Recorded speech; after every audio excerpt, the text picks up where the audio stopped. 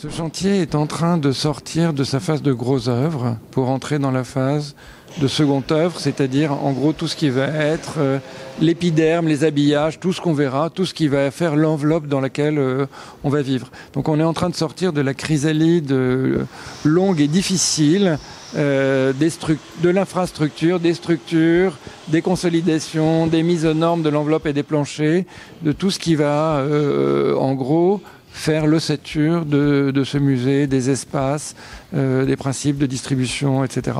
La scénographie, c'est l'art de favoriser la rencontre entre les visiteurs et les collections, et l'histoire, et les savoirs qui sont dans ce musée. Contrairement à la muséographie qui, elle, s'attache au contenu, c'est l'équipe scientifique du musée qui a conçu le programme muséographique, c'est-à-dire ce qu'on va raconter, faire les recherches historiques liées à tout cela, la recherche sur les collections. La scénographie, c'est en gros l'architecture de l'exposition. Donc de l'exposition permanente ici en particulier. Et nous avons travaillé en étroite collaboration avec Pascal Prunet, l'architecte en chef du monument historique et mandataire de notre groupement, pour penser la réorganisation globale du musée, puisque là aussi nous sommes spécialistes de cela. Et c'est ensemble que nous avons envisagé de rebasculer l'entrée dans le musée là où elle était à l'origine, c'est-à-dire sur la place de la cathédrale, et de regrouper tous les bureaux au dernier étage, comme nous venons de le voir, dans les combles, afin que l'équipe travaille bien ensemble. Elle travaille très très bien ensemble, cette équipe, mais là d'avoir des bureaux concentrés, pratiques, avec le centre de documentation, les espaces de médiation. Ça a permis de dégager les niveaux 1 et 2 pour l'exposition permanente. Un bâtiment ancien, c'est forcément le lieu d'un nombre de surprises, et même quand on les anticipe d'une certaine façon, elles sont révélées par la mise à nu des structures anciennes, des murs, des sols, des plafonds, des enduits, etc. Donc on a des surprises. Les surprises qu'on a eues sont évidemment les découvertes archéologiques qui ont été exposées tout à l'heure par Marianne Guérin, la conservatrice du musée.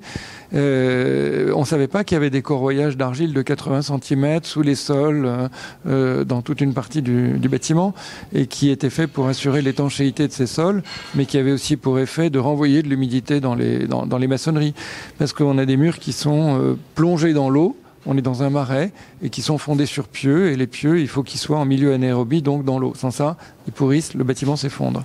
On sait ici qu'on est dans une région très particulière, puisqu'on a la haute montagne qui est exceptionnelle et qui favorise cette approche à l'environnement le contexte dans lequel on est, d'une manière beaucoup plus crue que dans d'autres régions françaises moins puissantes sur le plan géographique. La géographie joue un rôle très important ici, et c'est ce qu'on a voulu montrer, qu'en fait c'est tous les métiers, tous les humains, toutes les entreprises, l'agriculture s'est adaptée à ce contexte particulier, et on a montré cela dans cette fameuse grande salle où il y aura une grande maquette de toute la Savoie qui permettra de voir les différentes justement approches de cette montagne.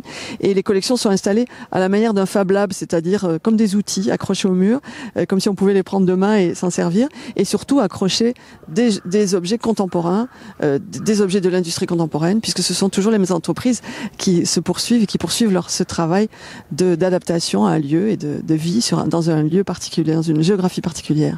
Ce chantier dure, mais il faut aussi comprendre que la complexité d'un chantier de ce type, à laquelle s'ajoute celle d'un nouveau fonctionnement, ou d'un fonctionnement rénové, avec un contexte normatif extrêmement contraignant, de sécurité incendie, d'anti-intrusion, d'accessibilité, de stabilité au feu des structures, etc.